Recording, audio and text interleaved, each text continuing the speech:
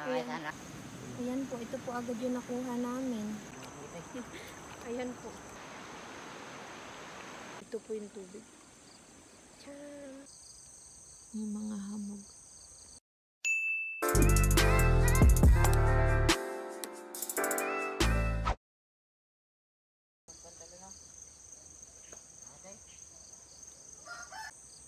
Six na po ng umaga ngayon.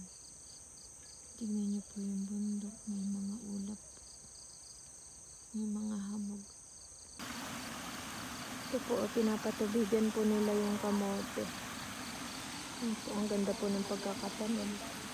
Ang ganda ng tubig ng kamote. Oh, punong-puno.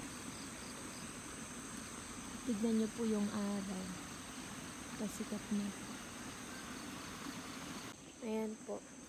Nandito po kami naglalakad ngayon. Kukuha po kami ng bisokol. Yung kinuha po namin dati. Mga 6 na po ng umaga ngayon. Ito po yung tubig. Tcharam! Nandito na po kami. Kukuha na po kami ng suso. Dito po. Diyan po banda. Ang dami po. Ito po. Mag-start na po kami. Tinanggal ko na po yung tsinelas ko. Dito po magsisimula. Ito po yung itsura niya.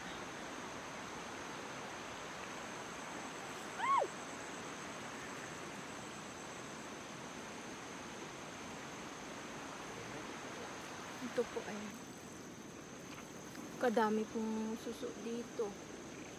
Tapos kalalaki po.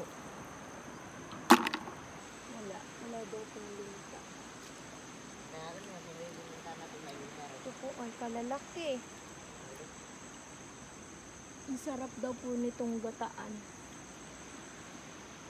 Yan po ay nakuha niya na po kadami. Nalaglag pa. Ito, suso. Pakita mo yung suso. Ayan po.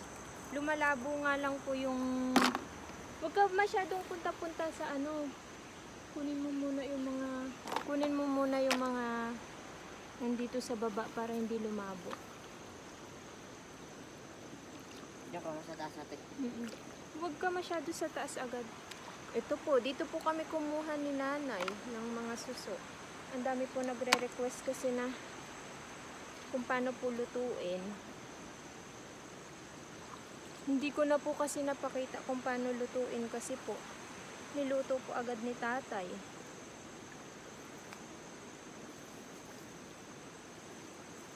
Ito po ay kalaki. Kadami po dito sa mga damo-damo. An lang pong hanapin maigi.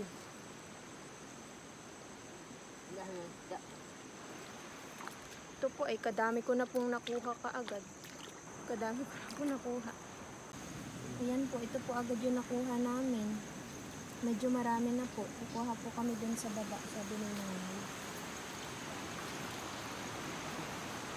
Dito daw po kami pupunta.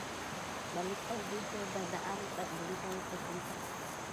Ay, ubasan mo yung Ay, yung tsinelas mo. Kunin ko lang po yung tsinelas. Dito papuntahan ko dito mamaya itong mga tao. Umalis na po kami. Pupunta po kami dun sa baba, sabi ni nanay. Doon daw po